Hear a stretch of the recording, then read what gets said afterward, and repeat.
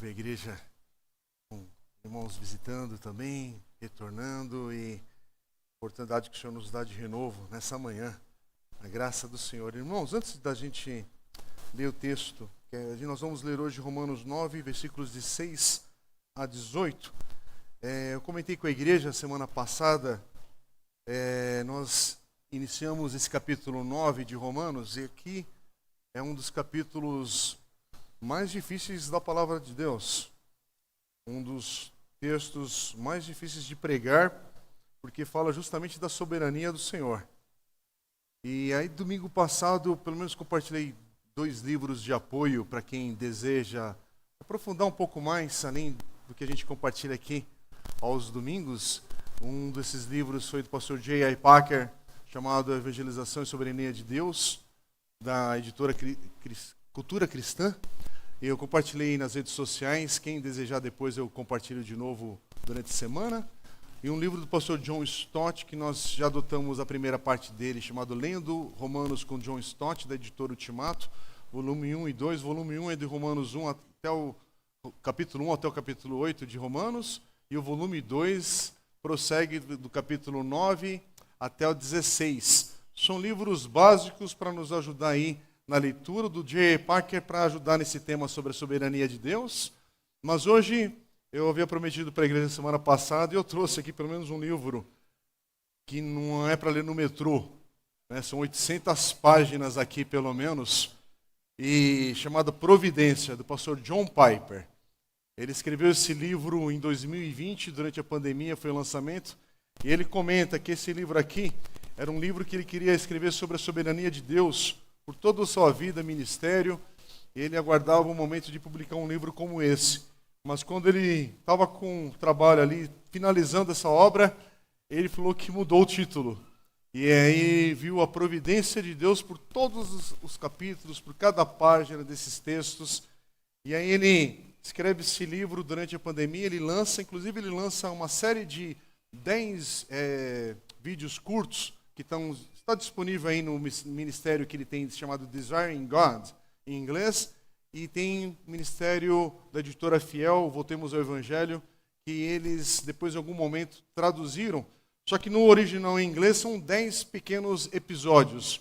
E na editora Fiel, eu não lembro mais como é que está a edição, porque eles lançaram em 2 dias, tanto o livro em português, que foi lançado em 2022, que é essa edição aqui, uma excelente edição para quem quer se aprofundar e ler com cuidado e com atenção. São 45 capítulos, para nos ensinar sobre a providência de Deus. Só que ele comenta, ele não escreveu esse livro para você ler numa sentada só, ou ser forçado a ler os 45 capítulos com a profundidade que aqui tem.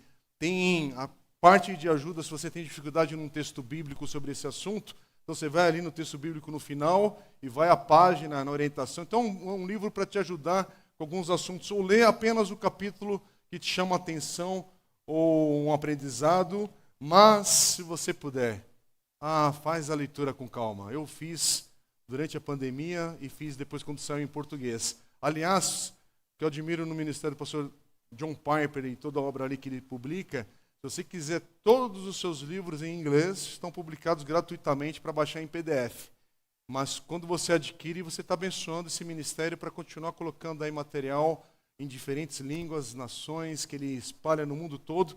A editora Fiel é uma das editoras que mais publica a sua obra, não exclusivamente, mas uma das. Mas esse livro, irmãos, eu quero te aconselhar, se você quiser ter um bom livro em casa, uma leitura mais profunda, que livro abençoado. E aí ele escreve aqui atrás na contracapa: a providência de Deus é sua soberania intencional, por meio da qual ele será completamente bem-sucedido na realização de seu objetivo supremo para o universo. Bendito seja o Senhor. Bendito seja o Senhor nosso Deus, que tem em suas mãos todo o universo. Ele não é o Deus que deu a corda nesse universo e lançou afora a sua própria sorte. Pelo contrário, nós estamos justamente tentando aqui estudar e aprender um pouco mais sobre esse tema da soberania de Deus. Mas o pastor John Piper escreveu mais de 800 páginas só sobre esse tema. E a gente tem alguns domingos aqui e alguns minutos para pregarmos nesse assunto, que é o capítulo hoje, versículo 9. capítulo 9, aqui dos versículos 6 a 18, eu dei o tema da mensagem hoje justamente sobre entendendo os propósitos de Deus. E que Deus tenha misericórdia para que nos próximos minutos a gente caminhe um pouquinho mais do que nós caminhamos semana passada. Se você perdeu a mensagem de semana passada, eu quero te encorajar a ouvir, porque a gente está falando de um capítulo todo, de uma conexão. Aliás, é o que é a série toda de Romanos. Leia Romanos, fique em Romanos, medite nesses textos.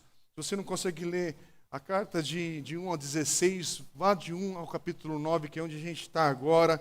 Se concentre. Se você conseguir reler essa carta, que o Senhor vai te ensinando nessa jornada, que a gente vai à palavra de Deus e vai amando ao Senhor e querendo mais e mais.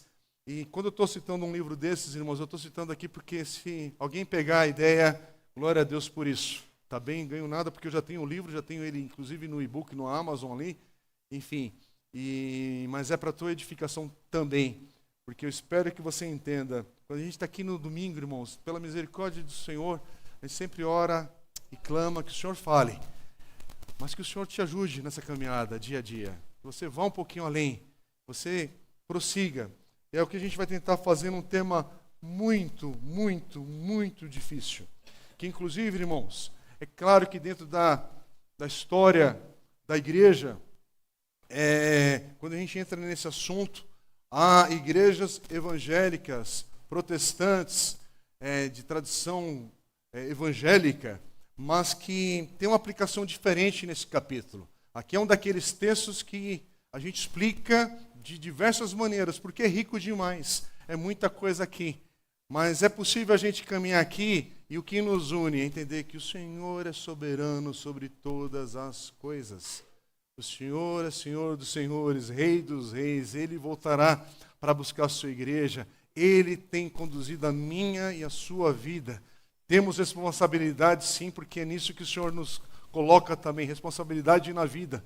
Mas Ele é soberano. E muita coisa que eu não entendo é porque Ele é Deus. E eu sou criatura. Sou filho de Deus hoje em Jesus. Mas ai de mim querer saber todas as coisas. Mas a gente vai tentar se atrever um pouco aqui, de um pouquinho além nesse texto. E hoje esse texto, ele diz assim a partir do versículo 6. Vamos ler? Vou ler na Nova Almeida atualizada, a partir do versículo 6, Romanos capítulo 9, diz assim o texto. Não pensemos que a palavra de Deus falhou, porque nem todos os de Israel são de fato israelitas. Nem por serem descendentes de Abraão são todos filhos. Pelo contrário, por meio de Isaque será chamada a sua descendência. Isto é, não são os filhos da carne que são filhos de Deus, mas os filhos da promessa é que são contados como descendência. Porque a palavra da promessa é esta: por esse tempo voltarei, e Sara terá um filho. E isto não aconteceu somente com ela, mas também com Rebeca, ao conceber de um só de Isaque, nosso pai. E os gêmeos ainda não eram nascidos, nem tinham feito o bem ou o mal, para que o propósito de Deus quanto à eleição prevalecesse não por obras, mas por aquele que chama. Quando foi dito a Rebeca, o mais velho será servo do mais moço. Como está escrito, amei Jacó, porém desprezei Esaú. Que diremos então, que Deus é injusto? De modo nenhum. Pois ele diz a Moisés, terei misericórdia de quem eu tiver misericórdia, e terei compaixão de quem eu tiver compaixão. Assim, pois, isto não depende de quem quer ou de quem corre, mas de Deus, que tem misericórdia. Porque a Escritura diz a Faraó, foi para isto mesmo que eu o levantei, para mostrar em você o meu poder e para que o meu nome seja anunciado em toda a terra. Logo, Deus tem misericórdia de quem quer e também endurece a quem Ele quer. Amém? Vamos até aqui. Irmãos, apesar da gente ter lido os versículos 6 a 18 hoje, um texto difícil leitura, difícil compreensão desse todo da riqueza que está aqui nesse texto, mas a gente vai ficar com o versículo 11 e 12 nessa abrangência desse texto e concentrar aqui, justamente para entender e aplicar a verdade que temos aqui em nossas vidas.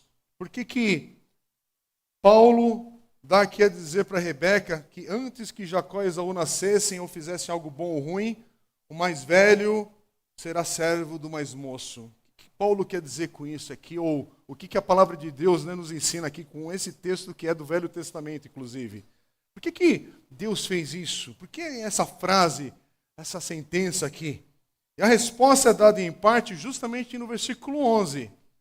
Porque Paulo diz aqui, para que o propósito de Deus, então guarde essa palavra propósito, porque a gente vai martelar nela por vários momentos aqui, várias citações, para que o propósito de Deus, quanto à eleição, prevalecesse não por obras, mas por aquele que chama. Presta atenção na razão que Paulo está dando aqui, para anunciar essa tal eleição de Jacó antes do seu nascimento, porque é isso que a gente quer entender um pouquinho mais. A igreja está tentando entender isso desde que tem esse texto da palavra de Deus inspirado para a nossa edificação aqui, e a gente tenta entender e captar o que está aqui. E por que Deus fez isso? Porque Deus fez essa grande obra da eleição, o que a gente chama da eleição incondicional. E parte da resposta é essa. Para que o meu propósito, Deus falando, para que o meu propósito, de acordo com a eleição, permanecesse, não por causa de obras, mas por causa de mim, dele, Deus, que chama. Não existe nada aqui que a gente faça para movimentar a mão de Deus em nosso favor. É Ele que inicia esse movimento. É Ele que, pela sua graça, se manifesta. Não é algo que a gente, enfim, descobre ou faz ou movimenta e, enfim, consegue atingir alguma coisa aqui. Não. Por isso que primeiro aqui a gente vai observar essa frase, propósito de Deus quanto à eleição. Vamos tentar ver um pouquinho o que isso significa. Depois a gente vai tentar entender um pouco do que essa frase não por obras. O que Deus quer dizer com isso? O que isso acrescenta ao propósito de Deus? E por fim, vamos tentar entender a frase, mas por causa daquele que chama. O que o Senhor quer nos ensinar com isso? Então vamos primeiro para o propósito de Deus quanto à eleição. E depois entender esse propósito. Propósito de Deus quanto à eleição. O que significa isso? Romanos 9:11, a gente poderia dizer, talvez de outra maneira, mas enfatizando que o propósito segundo a eleição seria esse propósito da eleição. Em outras palavras, o propósito de Deus é pelo menos parcialmente definido pela tal eleição que ele cita, que ele fala, que é uma doutrina, um ensino bíblico, que todos nós ouvimos e falamos e precisamos, em alguma medida, tentar entender um pouco mais, tentar avançar um pouco mais aqui.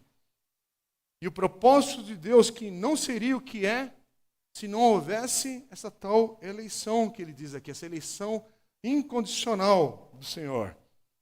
Quer dizer, o propósito de Deus consiste em grande parte nesta eleição. Mas o que é isso? Como é que a gente pode declarar esse propósito de Deus de acordo com a eleição? O propósito desta eleição de Deus. Eu estou repetindo porque é um conceito, irmãos, profundo. É algo que não é raso, não. É algo que a gente tenta mergulhar aqui. E aí tem alguns versículos que a gente pode ver alguns paralelos, porque citam o tal propósito de Deus. Falam deste propósito, e próprio Paulo citando essa conexão do versículo 11, mas a gente vai fazer um caminho contrário agora. Vamos para alguns textos bíblicos que Paulo vai falar, e depois a gente volta para o versículo 11 de Romanos 9. A gente volta para o capítulo 8, versículo 28, quando ele diz assim, sabemos que todas as coisas cooperam para o bem daqueles que amam a Deus, daqueles que são chamados segundo o seu propósito. Aqui, Paulo diz que Deus chama as pessoas para si mesmo, mas há algo por trás deste chamado, que é o propósito de Deus, guiando como Ele chama. Somos chamados segundo o seu propósito. Então, o propósito de Deus tem a ver com guiar a sua obra da salvação. E ele chama aqui seu chamado. Propósito de Deus da salvação, esse chamado. Veja outro texto que está em 2 Timóteo 1:9. Vou ler ao meio da Revista e Corrigida, porque usa a palavra com clareza aqui, quando diz assim que ele, Deus, que nos salvou e chamou com uma santa vocação, não segundo as nossas obras, mas segundo o seu próprio propósito e graça que nos foi dada em Cristo Jesus antes dos tempos dos séculos. Só nesse versículo, primeiro, observa aqui. Primeiro fala que o propósito de Deus é eterno. Estamos falando do 2 Timóteo 1:9. Porque o versículo aqui fala, antes dos tempos dos séculos. Quer dizer, desde toda a eternidade, ele diz sobre isso. Quer dizer, não fala sobre origem, o início desse propósito. É um propósito eterno. É um propósito desse Deus. E para nós que somos limitados a entender essa questão do tempo, porque nós sim temos esse tal início, estamos falando de uma eternidade passada só para a gente tentar, andar um pouquinho, entender o que é isso e toda a eternidade futura. Se é que a gente pode usar passado e futuro para falar de eternidade. Porque são conceitos, irmãos, que nós somos limitados para compreender. São além do que a gente tem de compreensão, justamente por sermos finitos e agora eternos, por causa do Deus que habita em nós, por causa do Espírito Santo de Deus. Não é louco pensar sobre isso? A gente está falando de hoje de uma família querida da nossa igreja que está enlutada, que a gente ora pelo consolo de Deus, da partida do papai e da nossa irmã Zenilda, mas ele já está com o Senhor nessa tal eternidade.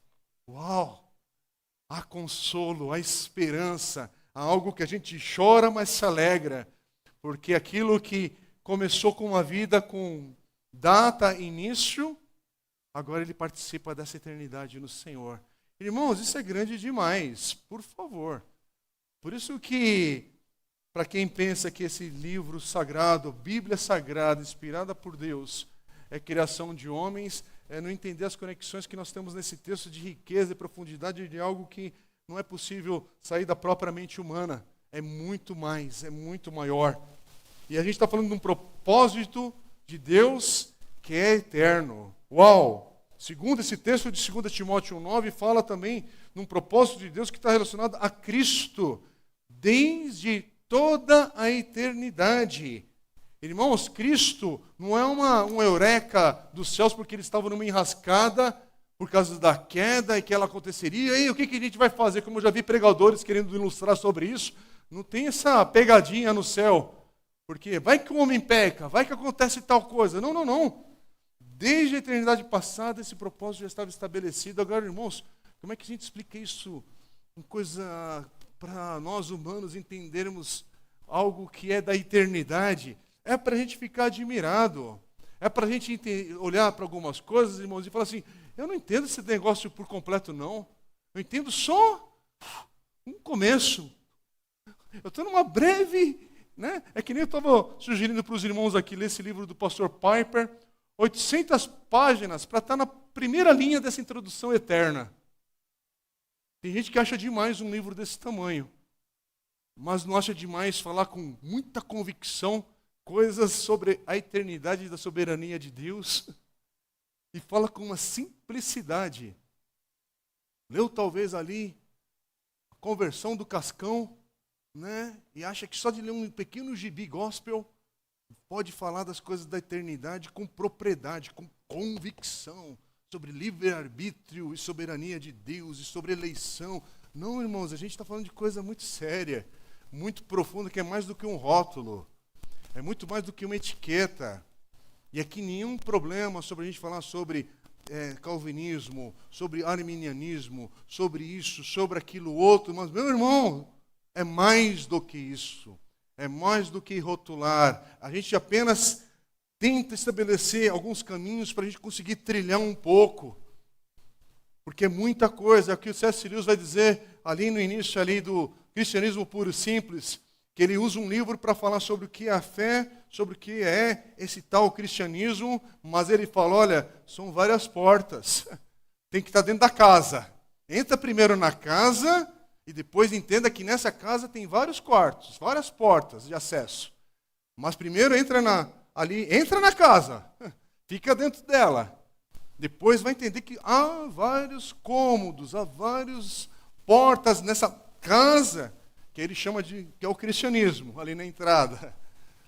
Mas a gente pensa que a gente conhece todas essas portas, conhece tudo ali na limitação que a gente tem de vida, meu irmão. Na limitação que a gente tem, onde Deus nos colocou geograficamente, onde Deus nos colocou de contexto histórico, onde Deus nos colocou de vida.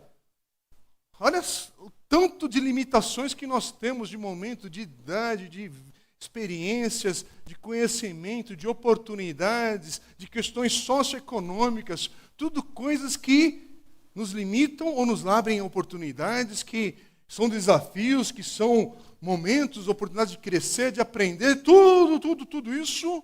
Mas vamos voltar para o texto, porque a gente está no início apenas, irmãos.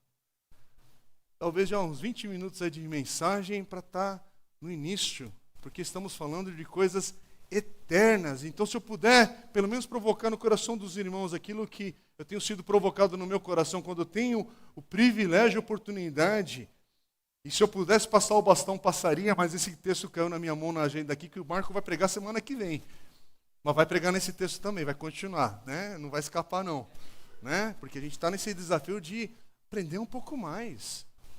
Se deparar, irmãos, hoje eu queria falar de 4 pontos de alegria e de vitória para a tua vida, mas não dá.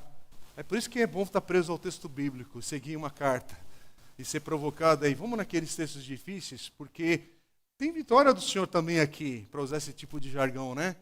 Mas é mais do que isso. Porque a gente também precisa, Senhor, precisamos sair do raso. Precisamos mergulhar um pouco em águas profundas do Senhor, do Teu Espírito Santo. Oh, Senhor, nos faz entender um pouquinho mais só desse propósito eterno. Eu quero voltar aqui para Cristo. Porque Cristo, desde toda a eternidade, participa disso. O propósito de Deus estava em Cristo e por meio de Cristo, desde toda a eternidade. O Senhor Jesus não foi uma pegadinha celestial entre o Pai e o Espírito Santo e estava pronto, entendeu? Só para a gente entender um pouquinho aqui, por favor, não falar besteira. Mas porque a gente fala algumas coisas aqui e, em terceiro lugar, irmãos, estamos falando de um propósito de Deus eterno. Um propósito de Deus eterno em Cristo. E um propósito de Deus que está ligado à graça. Porque aqui fala, segundo seu propósito e graça. Quer dizer, é um propósito para Ele, desde já aqui, exercer a sua graça. E ainda, esse propósito, que está nesse versículo, propósito de Deus, porque é graça, exclui as obras, como base da obra da salvação. Então, não é o que eu faço, é o que Deus já fez e tem feito.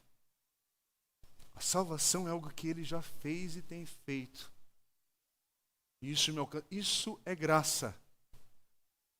Agora, por Ele ter me feito homem, ter feito homens e mulheres segundo a sua semelhança, nós temos uma responsabilidade humana em anunciar e pregar, mas temos a convicção que aqueles que são eleitos do Senhor, serão salvos. Serão salvos. E porque eu prego, porque eu anuncio, porque é tempo de salvação desse Deus soberano sobre todas as coisas e misericordioso. Foi a ênfase de semana passada na pregação dos primeiros 5 versículos aqui. Porque eu oro, porque Ele é misericordioso para salvar. Porque Ele é misericordioso para te acrescentar nesses eleitos do Senhor.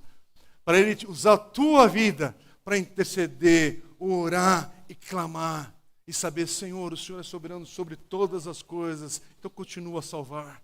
Continua a salvar. Continua a derramar do teu amor, continua a ter dessa misericórdia e graça, porque o texto diz que Ele que nos salvou e chamou com uma santa vocação, não segundo as nossas obras, mas segundo o seu próprio propósito. É segundo o seu próprio propósito, não é nem o chamado, a base. Aliás, contrário, a base do seu chamado é esse propósito, não são as obras, não é o que eu fiz ou vou fazer, não é nesse mecanismo que envolve a graça do Senhor. Estamos falando de um propósito de um Deus eterno. Eu quero ser bem didático aqui para falar sobre isso. Estamos falando de um Deus eterno, de um Deus eterno em Cristo cumprir o seu propósito, de Deus eterno em Cristo que está ligado agora à sua graça e que exclui, graça que exclui as obras, na obra da salvação. É por isso que a gente tem um outro texto, além desse de 2 Timóteo 1:9 e do texto de Romanos 8:28, que é Paulo falando em Efésios capítulo 1, um texto que a gente já meditou aqui na igreja em outro momento, outra oportunidade. Eu queria primeiro falar do versículo 11, porque depois a gente vai ler os versículos 4 a 6. Olha o que Paulo fala em Efésios 1:11. Em Cristo fomos também feitos herança, predestinados segundo o propósito daquele que faz todas as coisas conforme o conselho da sua vontade. Observa só nesse versículo aqui pelo menos duas coisas. Primeiro que ele não apenas o nosso chamado, mas também essa tal predestinação, nossa predestinação, ele fala é segundo o seu propósito. Então, o propósito de Deus governando todas as coisas. E segundo Paulo diz que é um propósito livre e soberano. Quer dizer que não tem nada que governa o propósito de Deus, a não ser o próprio Deus. Aliás, é isso que faz Deus ser Deus. Ele é o Criador de todas as coisas. Ele é o sustentador de todas as coisas. E essa história é grande demais para nós. Ela não é simples coisa nenhuma. A vida não é simples, meu irmão. Tem muitas complicações. A gente não consegue nem prever o término desse dia, como será. Quando a gente fala de coisas eternas, a gente quer que num cafezinho de comunhão, que é para ser comunhão, tá? Não é discussão teológica ali para ter divisão de igreja.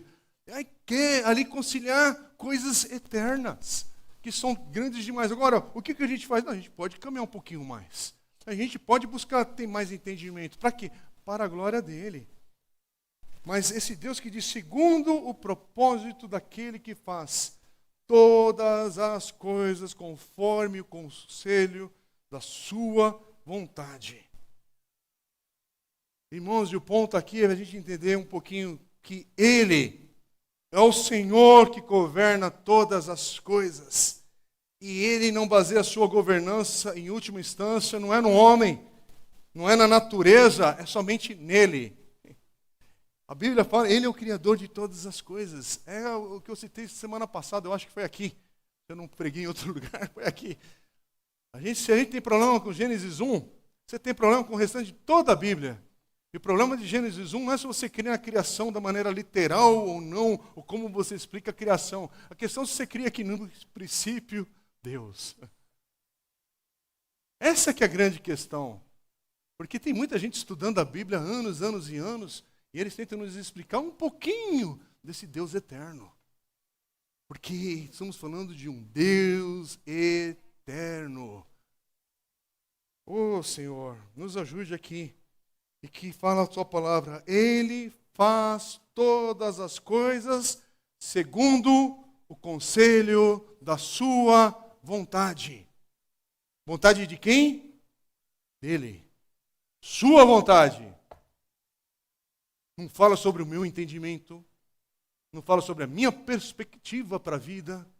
Não fala sobre as minhas escolhas, porque isso, porque eu acho isso. Eu posso achar um monte de coisa, mas no final de tudo, segundo a sua vontade. É por isso, meus irmãos, que não é falta de fé. Quando num culto como o de hoje, que a gente levantou um clamor aqui ao Senhor, a gente coloca pessoas que estão enfermas, situações que a gente não sabe como vai ser amanhã, situações que a gente está com o coração apertado, um pouco perdido, um pouco isso, um pouco aquilo outro, um pouco chacoalhado para cá e para lá. Por quê? porque eu não sei o que Deus vai fazer. Eu não sei exatamente como é que é essa tal cura, essa tal libertação, esse tal agir do Senhor. Mas eu sei que Ele fará todas as coisas de acordo com a sua vontade. Uma teologia que rouba você de descansar na vontade do Senhor. Tem um princípio satânico nessa teologia, meus irmãos. Pode até querer estudar sobre Deus, mas é uma aplicação do diabo na tua vida para te deixar um crente perturbado, em vez de ter a paz do Senhor sobre todas as coisas, porque é de acordo com a sua vontade. E esse Paulo que prega aqui, e é o texto que a gente está lendo, ele descansa nessa vontade do Senhor, e me parece que ele faz o quê? Ele arregaça as mangas, ele entra num navio, num barco, quando ele precisa levar a palavra do Senhor num povo não alcançado. Parece que ele fala da vontade do Senhor soberana sobre todas as coisas, mas ele faz a sua primeira viagem missionária em Atos capítulo 13. Mais adiante ele vai fazer a sua segunda viagem missionária em outra oportunidade que ele tem. E ele ainda faz uma terceira viagem missionária em outro momento ali em Atos dos Apóstolos, segundo a vontade desse Deus. Mas ele tem que entrar no barco. Ele tem que seguir.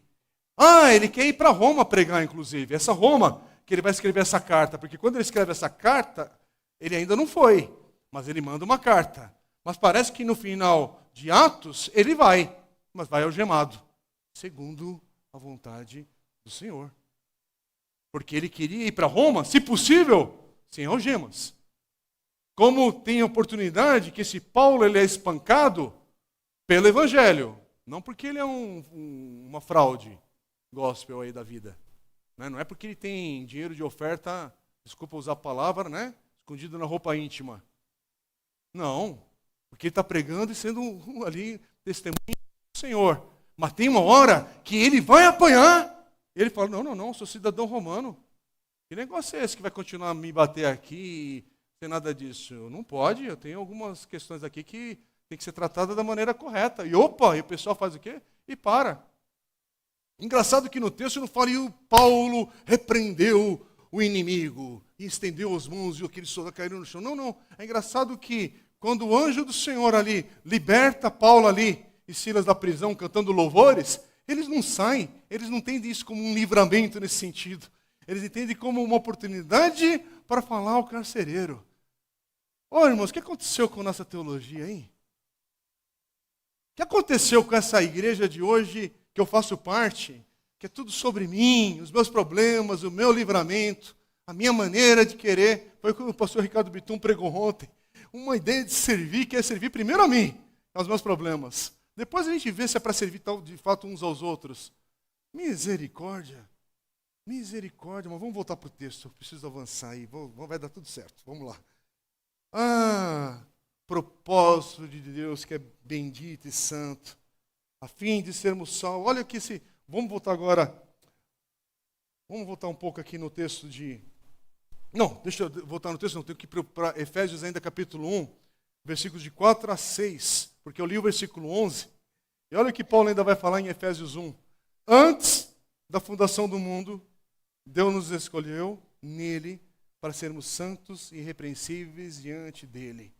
Em amor nos predestinou para ele, para sermos adotados como seus filhos, por meio de Jesus Cristo, segundo o propósito da sua vontade, para louvor da glória de sua graça, que ele nos concedeu gratuitamente no amado. Irmãos, presta atenção, toda vez que a palavra de Deus fala sobre eleição, toda vez que você encontra essa palavra predestinação no texto bíblico, que são poucas vezes que se encontra isso na Bíblia Sagrada, todo chamado e toda redenção, isso sim a gente consegue entender, é de acordo com o propósito de Deus. E aqui Paulo está completando para falar, o propósito de Deus é para louvor da glória de sua graça. O propósito de Deus é trazer louvor a Ele. Glória a Ele. Então vamos para o segundo ponto aqui. Qual é o propósito de Deus nisso tudo? Qual é o propósito de Deus, né? Porque a ênfase é justamente esse propósito. Vamos voltar para Romanos agora 9:11. Porque fala o texto aqui que Deus realiza uma tal eleição incondicional de Jacó sobre Esaú. O texto não está falando sobre a salvação de Esaú. Não acrescente o que o texto não está dizendo. Aqui está falando sobre os propósitos de Deus na vida e na história de Jacó e sobre Esaú. E aí fala assim, para que o seu propósito, segundo a eleição, prevalecesse ou permanecesse firme. E aí continua dizendo, o propósito de Deus, irmãos, é ser conhecido. O propósito de Deus é ser apreciado, é ser desejado, louvado, como infinitamente glorioso, em sua graça livre e soberana. Ah, que beleza. E não sei o que eu estou falando não, são dos textos que eu fui ali mergulhar para pegar esses conceitos, escrever e compartilhar com os irmãos. Ai de mim acrescentar novidade à interpretação desses textos. Não quero ficar com tudo aquilo que o Senhor já tem falado na história da igreja. Irmãos, o Senhor elege, o Senhor predestina, o Senhor chama, o Senhor redime, o Senhor justifica, o Senhor santifica e glorifica para este fim, para esse propósito. Aí tem irmãos que quando chegam aqui na igreja, me perguntam sobre, mas qual que é a sua visão sobre isso, sobre aquilo outro? Irmãos, eu estou em tudo isso. Porque eu vejo a mão do Senhor nos dando uma responsabilidade na vida. E você tem que fazer suas escolhas agora. Mas viva segundo o propósito desse Senhor. Ah, porque é uma vontade do Senhor governando todas as coisas. Mas tem gente vivendo em desobediência a essa vontade. É o que nós estamos vendo nesse mundo caído. É onde você se enquadra. Com a mãozinha no queixo, discutindo uma teologia que é sempre rasa, estéril e não leva para lugar nenhum, ou uma teologia que te coloca de joelhos, irmãos, como o pastor Zé Machado, querido amigo do servo de Cristo ali, sempre ele, que nas suas mensagens, ele fala sobre isso. Ah, uma teologia que não te coloca de joelhos diante do Senhor é má teologia. E é isso que é o nosso problema hoje, ler um texto desse e simplesmente virar a página. Misericórdia. Não estamos falando sobre a soberania de Deus. E moçada, quem é mais novo na fé, quem é mais novo de idade, como tem coisas aqui que são grandes demais. Que a gente vai chegando na fase adulta da vida, da caminhada do Senhor. E eu olho aqui com todo respeito para o pastor Carlos aqui, pastor Fernandes, que está servindo no dia de hoje. Hoje o irmão Simão lá no fundo, homens que por toda a sua vida têm lido a palavra de Deus, vai conversar com eles sobre essa compreensão desse Deus eterno. Vai gastar um pouquinho de tempo com aqueles que têm trilhado em fidelidade, permanecido na integridade ali do Senhor. Mas para entender, irmãos, que, Senhor, eu quero te conhecer mais. Eu quero te conhecer mais. E apesar de ter lido a Bíblia tantas vezes, ter ouvido a palavra tantas e tantas vezes, eu estou só no início dessa jornada. Porque eu estou falando de um Deus eterno em Cristo, um Deus eterno e na sua graça soberana. Como é que a gente fala disso com simplicidade? Como se você comprasse um pequeno livreto com 50 páginas e sai doutor nesses assuntos da eternidade. Baixa a bola. Baixa a bola quando você fala da vida e encara que a vida é difícil. A vida tem coisas que eu não sei nem o que eu vou almoçar hoje, irmãos. Eu penso que eu vou almoçar em tal lugar, mas pode ser que no caminho algo aconteça. Como a gente tinha hoje a intenção de ter a irmã Audrey tocando piano. Aqui entre nós hoje. Ela saiu de casa, deve estar escutando participando conosco online aqui do culto. Teve um transtorno, ela vinha da Praia Grande, irmãos, para ministrar aqui entre nós aqui tocando piano. Tem gente que nem sabe disso. A Audrey mora já na Praia Grande há um tempo, mas ela tem amor em servir aqui com a gente. Então, quando você receber essa irmã aqui, receba com muito amor e carinho e lembrança que essa irmã faz um esforço para vir aqui. Hoje, no seu esforço para vir e nos abençoar tocando, o carro quebra no caminho. E aí, o que você faz? Quebrou, você volta e tenta resolver essa situação. Inclusive, a gente está longe, fica tentando. E aí, o que faz? Aí teve lá o socorro da própria sistema lá da rodovia, tá? Já tá, me parece que está em casa, enfim, tudo. Mas não saiu como planejou. Teve uma ocorrência. E viria tocar na casa do Senhor. E a gente pensa que quando a gente fala essa palavra, cria-se uma bolha instantânea de proteção no nosso entorno. que se você, enfim, não tomar alguns cuidados, não estou agora querendo culpar a Audrey, né? Mas carros quebram, né? Pode ser um monte de coisa, então pode ter sido um livramento. Mas o que você faz? Bom, cuida daquele momento inicial, entrega ao Senhor essa situação, lógico, mas ao mesmo tempo, segundo a sua vontade. Numa coisa menor e na coisa maior.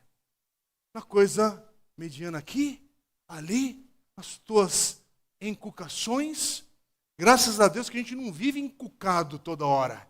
Não é toda hora que surge uma grande pergunta teológica que faz você não sair do teu quarto.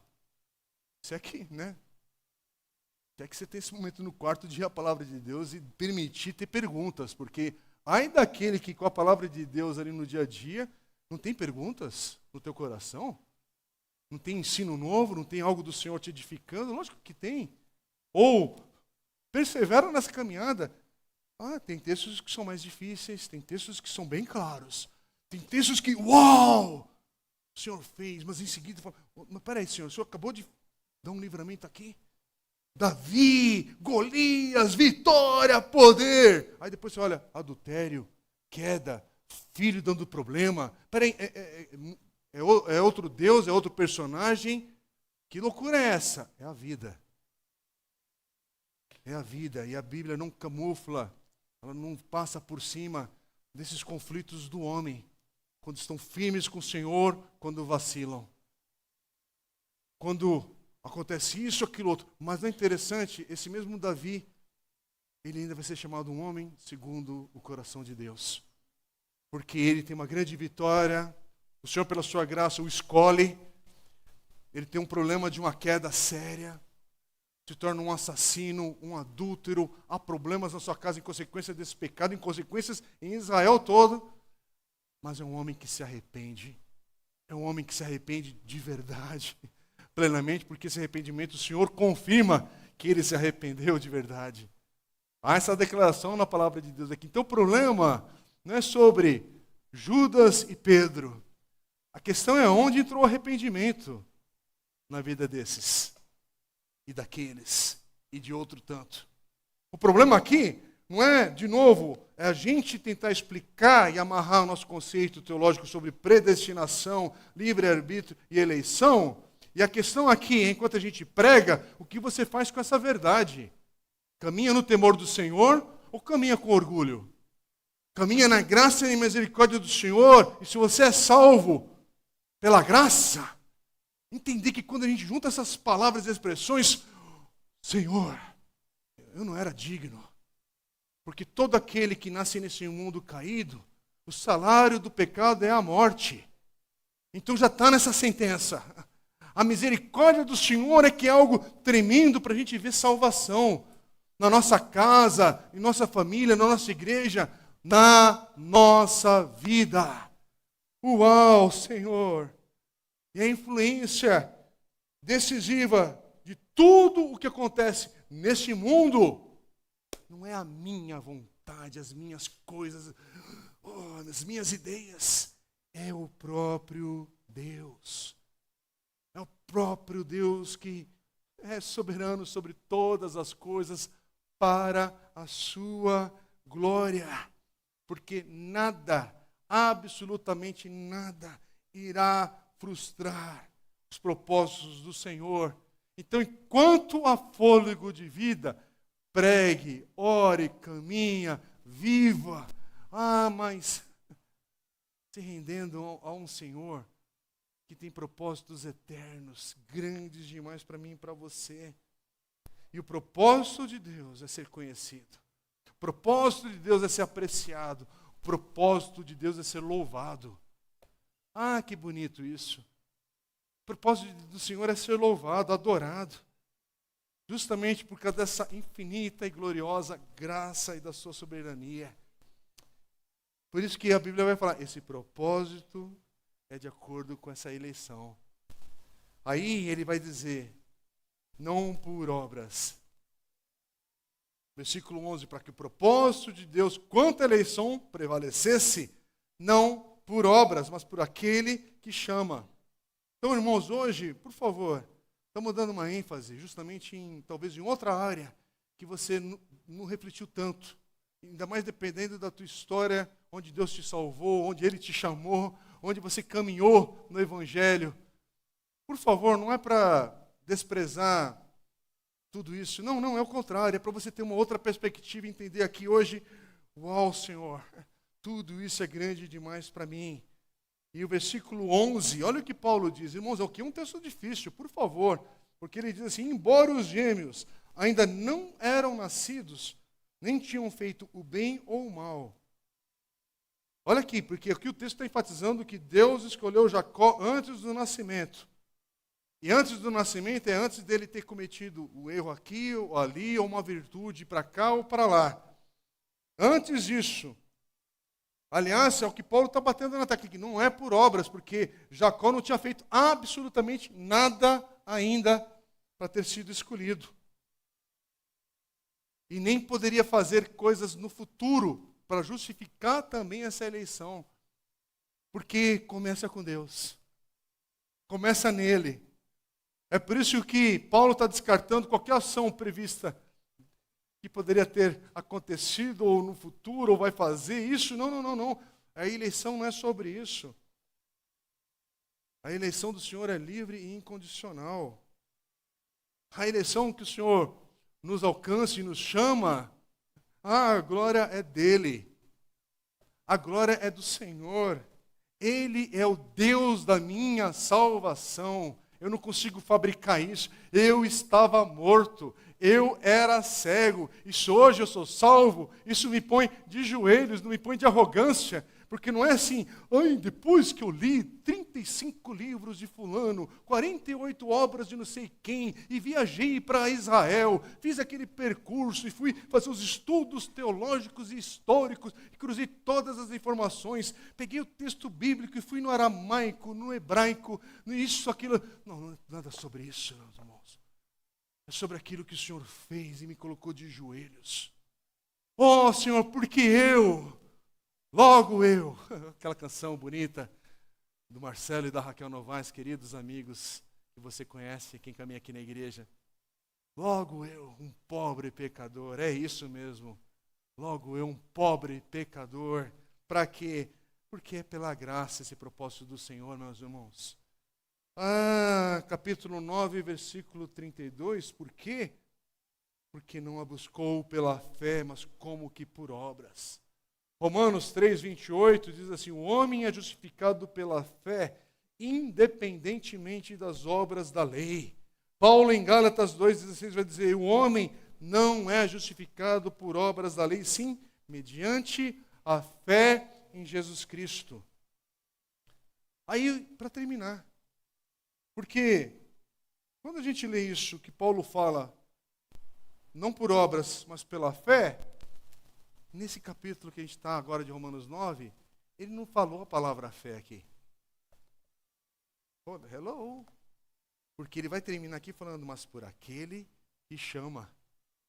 Não é interessante? Aqui ele muda a ênfase de outras cartas, de outros pontos, inclusive na própria carta de Romanos. Porque aqui ele diz, não pelas obras, mas por aquele que chama. E por que isso, irmãos? Eu vou falar agora um conceito, irmãos, que eu li e reli, você não tem ideia de quantas vezes eu reli esse pedaço aqui, que eu extraí de um estudo do pastor John Piper, e aí eu tentei condensar e transformar esse texto aqui numa coisa mais possível de passar para a igreja, e eu vou ler, ao pé da letra, para não me perder aqui, porque muitas vezes o que eu faço, eu tenho aqui todo um rascunho da mensagem, como eu já li várias vezes, eu vou lendo aquilo que está grifado, destacado, e compartilhando com os irmãos, e deixando o texto ir falando daquilo que foi o estudo e a meditação na semana toda. Mas nesse caso aqui eu quero ler, porque é uma coisa bem séria, bem profunda. E o pastor John Piper tentando explicar um pouco desse texto aqui, ele diz assim, porque a fé, aliás, vou voltar aqui um pouquinho, por que ele diz assim, não pelas obras, mas por aquele que chama? Por que ele fala dessa maneira aqui? Aí ele vai dizer assim, porque a fé é uma condição de justificação, mas não é uma condição de eleição. A eleição é incondicional, mas a justificação é condicional. Presta atenção. Antes de sermos justificados, devemos crer em Jesus Cristo. Mas antes de podermos crer em Jesus Cristo, devemos ser escolhidos e chamados. Deus não nos escolhe porque creremos. Ele nos escolhe para que creiamos. E eu vou dar um salto aqui naquilo que eu escrevi aqui, porque aqui entra o texto bíblico. Efésios 2, versículo 8.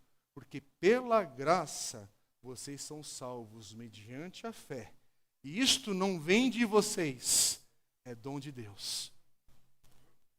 Irmãos, a fé da nossa salvação é um dom de Deus.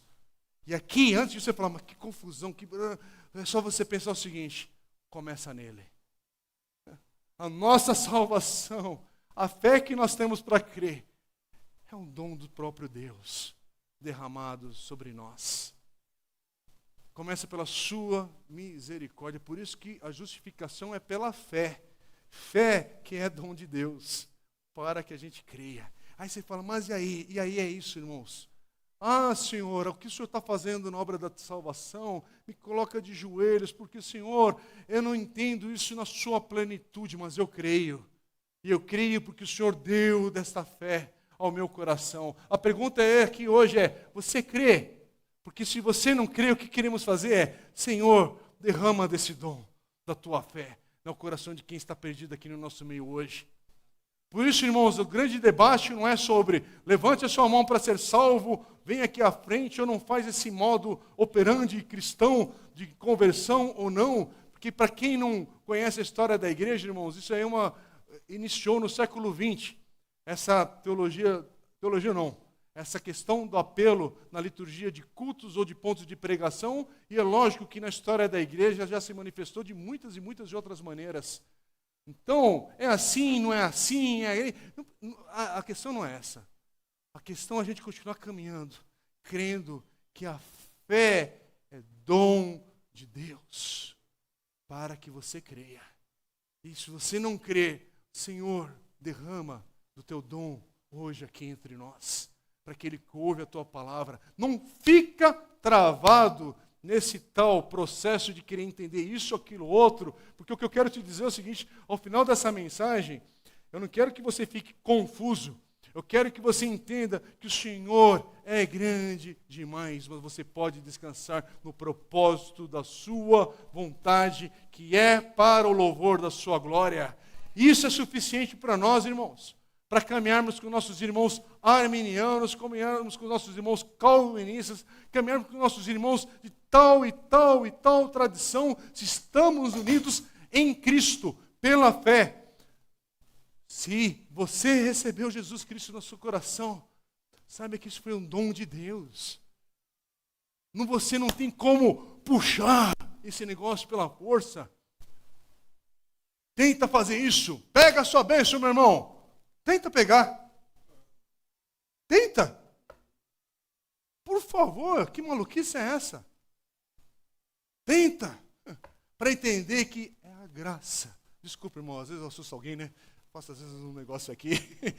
Talvez você que estava dormindo, né? Que a graça do Senhor seja sobre sua vida também, né? Eu só não vou me atrever de fazer como Paulo, de alguém cair da janela, né, e partir, porque essa fé, eu não sei se o Senhor vai derramar aqui hoje para ressuscitar alguém, mas misericórdia. Então a gente vai terminar antes de alguém cair da janela, a mensagem.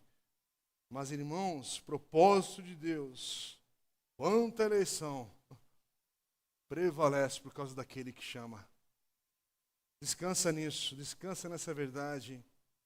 Descansa em saber que aquilo que a gente está lendo hoje nesse texto, irmãos, esse aqui é um texto pesado. Aqui não é o leitinho, que Pedro até vai falar sobre isso, né? Não é leite inicial, não. Aqui a gente está indo para um texto que fala, Senhor, só pela tua graça para entender um pouquinho mais, mas eu quero entender um pouquinho mais.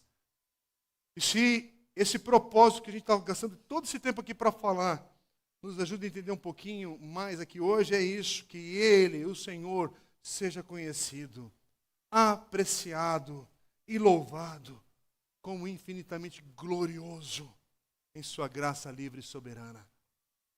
Também a frase desse livro aqui. Não pensei que eu fiz essa frase bonita, não. Ah, como é bom ter onde beber de fonte, além da palavra de Deus, ir para alguns textos mais profundos e falar, Senhor, fala. Ah, irmãos, nós existimos para conhecermos o Senhor. Nós existimos para desfrutarmos desse Deus grandioso. Nós existimos para louvarmos esse Deus grandioso. Nós existimos e caminhamos nessa terra para exibirmos a glória da graça livre e soberana desse Deus, para cantarmos sobre esse Deus e para espalhar entre as nações uma paixão pela glória do nosso Deus. Por que nós sempre estamos falando da obra missionária aqui nessa igreja? Desde o dia 1. E eu quero aumentar essa ênfase cada vez mais, porque Ele é digno. Porque Ele é o Cordeiro, Cristo é o Cordeiro de Deus que veio ao mundo por mim e para você, para que esse dom da fé fosse derramado e nos alcançasse, para que a gente possa crer nele e ser salvo. Ah, precisamos levar isso a todas as nações, porque não é sobre o Brasil apenas, não é sobre Israel apenas, mas é para todas as nações. É isso que nós estamos aprendendo na palavra de Deus. Então hoje, irmãos, o significado dessa caminhada, do propósito de Deus, que é enorme, é grande demais. Mas fique com essa verdade: todos os eleitos em Cristo prevalecem. Todos os eleitos em Cristo prevalecem, e o propósito de Deus também permanece. Porque Ele não pode falhar. Ele é Senhor dos senhores, soberano. E Ele nos deu a brevidade desse tempo para a gente entrar ainda nessa história e experimentar e desfrutar dele. Então, irmãos, qual que é o chamado nosso também hoje aqui? Gaste a sua vida nesse grande propósito do Senhor enquanto tiver o fôlego de vida em você. Vamos ficar em pé e vamos orar, porque minha oração nessa manhã é, Senhor, que o dom da fé possa ser derramado sobre todos aqui, e aqueles que já tiveram fé para crer, possam se alegrar no Senhor, possam louvar o nome do Senhor e confiar nessa soberania do Senhor sobre todas as coisas. Vamos orar. Meu Deus e Pai, Senhor, esse texto de hoje, essa mensagem, Pai, que texto profundo, que texto para a gente meditar e ficar nele por mais e mais tempo. Falar do Senhor, Deus eterno, da eternidade onde Cristo já participa, da Tua graça salvadora. Meu Deus, como é que a gente pode falar isso de uma maneira tão vazia, às vezes? Misericórdia, Pai, te peço, por minha vida e pela Tua igreja aqui, porque muitas vezes, Senhor, nós somos levianos e displicentes com a Tua palavra, com a Tua verdade. Senhor, essa palavra hoje nos coloca de joelhos aqui, Senhor. Deus, essa palavra nos faz nos rendermos ao Senhor e entender que é pela Tua misericórdia. Pela Tua misericórdia e infinita graça que somos hoje, Pai, esses eleitos do Senhor, salvos pela fé. Bendito seja o Senhor. E nós oramos por salvação hoje. Oramos por mudança de vida na vida de muitos aqui que caminham sem o Senhor. Mas, Pai, a salvação é obra do Teu Espírito Santo, assim nós cremos. Nós cremos, salva o perdido, que hoje possa ter arrependimento verdadeiro no nosso meio. Que a gente possa caminhar também, Deus, hoje, aprendendo a descansar no propósito da Sua vontade. Senhor, quem entrou aqui hoje com o coração um pouco mais pesado e agitado, possa ter uma visitação verdadeira do Teu Espírito Santo, e crendo que o propósito do Senhor não poderá falhar. Bendito é o Deus da nossa salvação, hoje e sempre. Assim oramos. Amém e amém.